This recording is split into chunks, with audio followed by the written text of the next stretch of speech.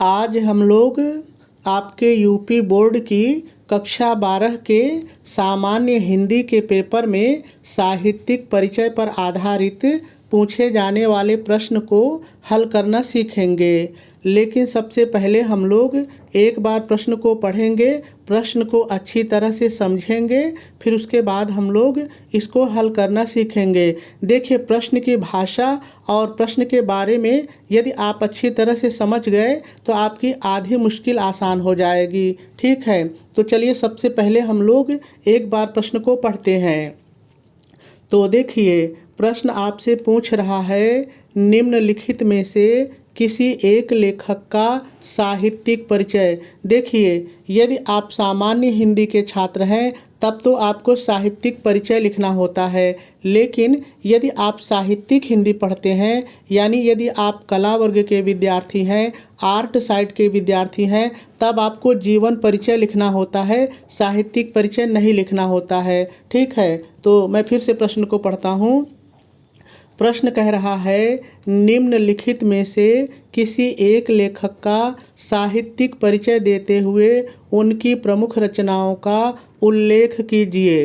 अधिकतम शब्द सीमा 80 शब्द।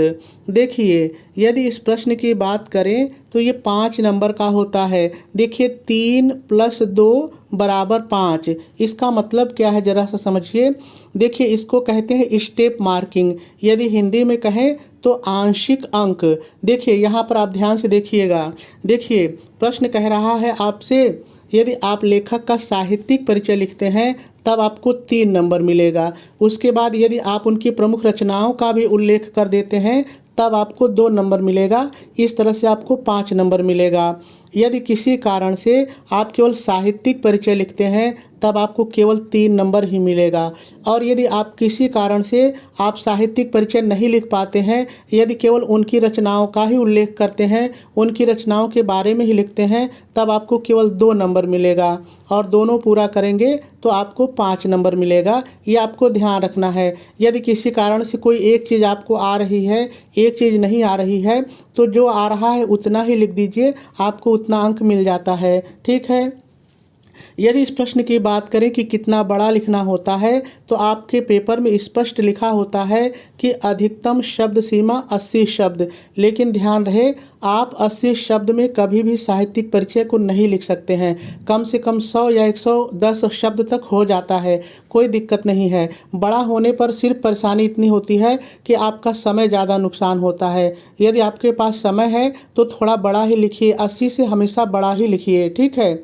और देखिए, आपके पेपर में इस तरह से 3 लेखक का नाम रहेगा, उसमें से कोई एक जिसका आपने तैयार किया हो, कोई एक आपको लिखना होता है। ठीक है, तो चलिए अब हम लोग लिखना शुरू करते हैं। तो देखिए, सबसे पहले आप प्रश्नोत्तर नंबर 5 का क डालेंगे और यहाँ जो हल करेंगे वो लिखेंगे। मेरे कहने का मतलब क्या है, ज़रा सा समझिए। देखिए, आपका जो 5वां प्रश्न होगा वो 5 का क होगा और 5 का ख होगा। तो 5 के क में जो है लेखक का साहित्यिक परिचय रहता है और 5 के ख में कवि का रहता है। तो जब आप 5 का क कर रहे हैं तो ऐसे कोष्ठक में 5 क और कोष्ठक में देखिए, समझिएगा यहाँ पर। अब मुझे मान लीजिए दूसरा करना है, मुझे पहला नहीं आ रहा है, तीसरा नहीं आ रहा, दूसरा आ रहा है, यानी 5 के क का मुझे दूसरा आ रहा है। तो देखिए, मैंने यहाँ पर यही लिखा है, 5 का क और दूसरा। उसके बाद 1 से 2 लाइन छोड़ेंगे और जिस लेखक का आप लिख रहे हैं यहाँ पर लिखेंगे प्रोफेसर जी सुंदर रेड्डी साहित्यिक परिचय। अब देखिए, यहाँ पर एक समस्या आपके सामने आती है कि सर साहित्यिक परिचय में जीवन परिचय लिखना होता है या नहीं लिखना होता है। देखिए, हमारा प्रश्न कह रहा है, सीधे सीधे कह रहा है कि आपको साहित्यिक परिचय लिखना है, कहीं भी जीवन परिचय का नाम है ही नहीं। तो ऐसे में नियम तो यही है कि हमें साहित्यिक परिचय लिखना चाहिए। लेकिन देखिए, ये एक परंपरा है कि हम जीवन परिचय का भी उल्लेख करते हैं। तो आप देखिए, अगली हेडिंग डालेंगे संक्षिप्त जीवन परिचय। आपको ऐसे हेडिंग डाल करके ऐसे बड़ा सा आपको नहीं लिखना है।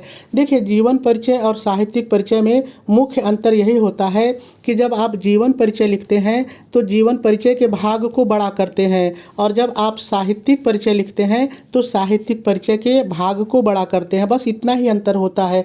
तो हम साहित्यिक परिचय लिख रहे हैं, इसलिए जीवन परिचय को हम संक्षिप्त करेंगे, ऐसे हेडिंग डाल के जीवन परिचय और बड़ा सा नहीं लिखेंगे। हाँ, यदि आप लिख देते हैं तो गलत नहीं है, लेकिन हमको साहित्यिक परिचय मुख्य रूप से लिखना है। ठीक है, तो देखिए, आप पहली हेडिंग डालेंगे संक्षिप्त जीवन परिचय, नाम, जन्म, जन्म स्थान, भाषा, शैली, रचनाएं, मृत्यु। कम से कम इतने पॉइंट आप ऐसे लिख देंगे, जैसे नाम प्रोफेसर जी सुंदर रेड्डी, जन्म सन 1919, जन्म जहां हुआ आंध्र प्रदेश, भाषा शुद्ध साहित्यिक खड़ी बोली, शैली विचारात्मक तथा समीक्षात्मक, रचनाएं बहुत सारी रचनाएं हैं, लेकिन आप एक दो लिख दीजिए साहित्य और समाज, और दूसरी रचना मेरे विचार, मृत्यु इनकी लिख दीजिए सन दो, जब भी जिसकी भी लिख रहे हैं जब हुई है 2005।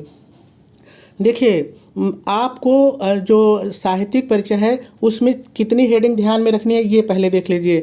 देखिए, पहली किसी का भी आप साहित्यिक परिचय लिख रहे हैं, पहली हेडिंग आपकी होगी साहित्य संक्षिप्त जीवन परिचय। ठीक है, देखिए, दूसरी हेडिंग आपकी होगी साहित्य में योगदान, और तीसरी हेडिंग होगी आपकी रचनाएं। ठीक है, तीसरी हेडिंग होगी रचनाएं, और चौथी हेडिंग होगी साहित्य में स्थान।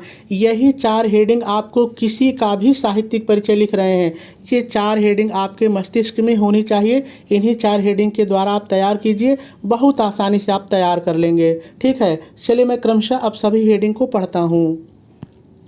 तो मैंने कहा कि साहित्यिक परिचय की पहली हेडिंग हम लोग डालेंगे संक्षिप्त जीवन परिचय, और जैसे मैंने अभी आपको बताया वैसे लिख लीजिएगा। ठीक है, उसके बाद हमारी दूसरी हेडिंग होगी, किसी का भी साहित्यिक परिचय हो, दूसरी हेडिंग हम लोग तैयार करेंगे साहित्यिक योगदान। तो मैं पढ़ता हूँ। प्रोफेसर जी सुंदर रेड्डी ने दक्षिण भारत की चारों भाषाओं तमिल, तेलुगु, कन्नड़ और मलयालम तथा उनके साहित्य का इतिहास प्रस्तुत करते हुए उनकी आधुनिक गतिविधियों का सूक्ष्म विवेचन, एक ही बार लिखिएगा, सूक्ष्म विवेचन प्रस्तुत किया है। इनके साहित्य में इनका मानवतावादी दृष्टिकोण स्पष्ट झलकता है। तेलुगु भाषी होते हुए भी हिंदी भाषा में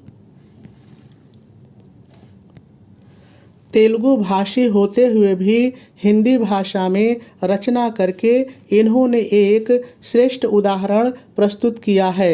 भाषा की समस्याओं पर अनेक विद्वानों ने बहुत कुछ लिखा है, किंतु भाषा और आधुनिकता पर वैज्ञानिक दृष्टि से विचार करने वालों में प्रोफेसर रेड्डी सर्वप्रमुख हैं। ठीक है, देखिए, यदि आप ध्यान से देखिए तो जानते हैं ये जो मैंने साहित्यिक योगदान लिखा है यही 80 शब्द हो गया है। तो आप 80 शब्द में कैसे लिख सकते हैं? ठीक है, तो आपको बड़ा ही लिखना है।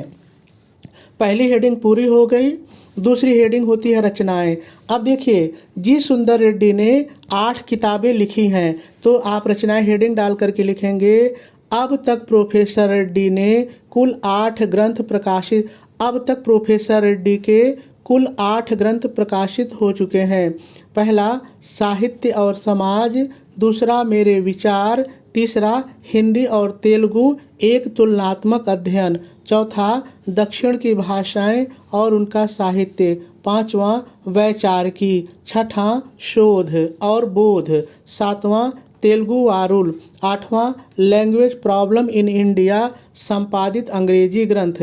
अब यहाँ पर देखिए, थोड़ी सी बात समझिए, बहुत ज़रूरी है। देखिए, जी सुंदर रेड्डी ने 8 किताबें लिखी, तो मैंने यहाँ 8 किताबें लिख दी। लेकिन जब आप दूसरे लेखक के पास जाएंगे तो यहाँ समस्या क्या आएगी कि जैसे मान लीजिए कोई लेखक है, उसने कहानी लिखी है, अब उसने कई कहानियाँ लिख डाली हैं, तब आपको यहाँ क कोष्ठक बनाएंगे क और हेडिंग डालेंगे कहानी, और उनकी 2, 4, 5 कहानियाँ लिखेंगे। ठीक है, मान लीजिए उन्होंने निबंध कई लिखे हैं, तो आप ख हेडिंग डालेंगे और यहाँ निबंध डाल करके उनके जो 2, 3, 4 जो भी निबंध होंगे वो लिखेंगे। मान लीजिए उन्होंने नाटक लिखा है, तो आप यहाँ पे ग हेडिंग डालेंगे और नाटक डाल करके उनके मतलब ज़्यादा नाटक है तो 5-6 नाटक आप लिख दीजिए। तो दूसरे लेखकों में ये चीज़ आपको करना पड़ेगा। मेरी बात को फिर से एक बार सुन लीजिए। देखिए, जो रेड्डी जी हैं उन्होंने 8 किताबें लिख दी, तो मैंने सीधे सीधे 8 किताबों का नाम लिख दिया। लेकिन जो दूसरे लेखक हैं उन्होंने कहानी लिखी तो कई सारी कहानी लिखी, नाटक लिखा तो कई सारे नाटक लिखा, निबंध लिखा तो कई सारे निबंध लिखा।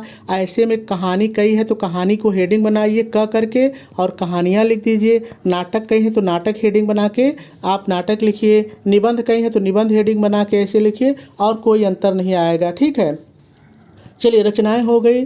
अब साहित्य में स्थान कह देखते हैं, तो हेडिंग डालेंगे साहित्य में स्थान और लिखेंगे प्रोफेसर जी सुंदर रेड्डी एक श्रेष्ठ विचारक, समालोचक और निबंधकार हैं।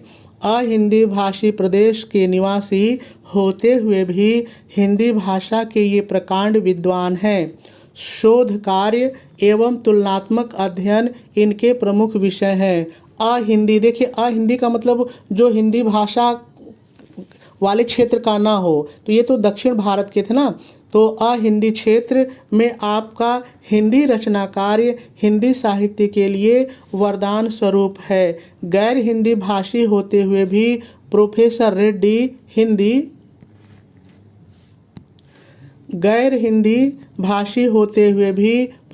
रेड्डी हिंदी साहित्य में एक आदर्श उदाहरण बने हुए हैं और इनका साहित्यिक परिचय पूरा हो जाएगा। तो कुल मिलाकर के जो मेरा साहित्यिक परिचय है ये करीब 110 शब्दों का हो गया है। तो इतना बड़ा आपको कम से कम लिखना ही पड़ेगा।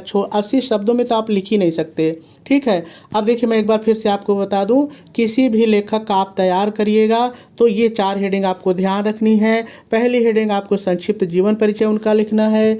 दूसरी हेडिंग आपको किसी भी लेखक का साहित्यिक योगदान लिखना है। तीसरी हेडिंग उनकी आपको रचनाएं लिखनी है और चौथी हेडिंग आपको लिखना है साहित्य में स्थान, और सब का आप बहुत आसानी से अपने से तैयार कर सकते हैं। अब एक चीज़ यहाँ पर सुनिए, देखिए जो आपकी विद्या क्वेश्चन बैंक है उसमें और जो अवतार है, मैं देखिए किसी किताब का प्रमोशन नहीं कर रहा हूँ, मैटर अच्छा है तो मैं कह रहा हूँ।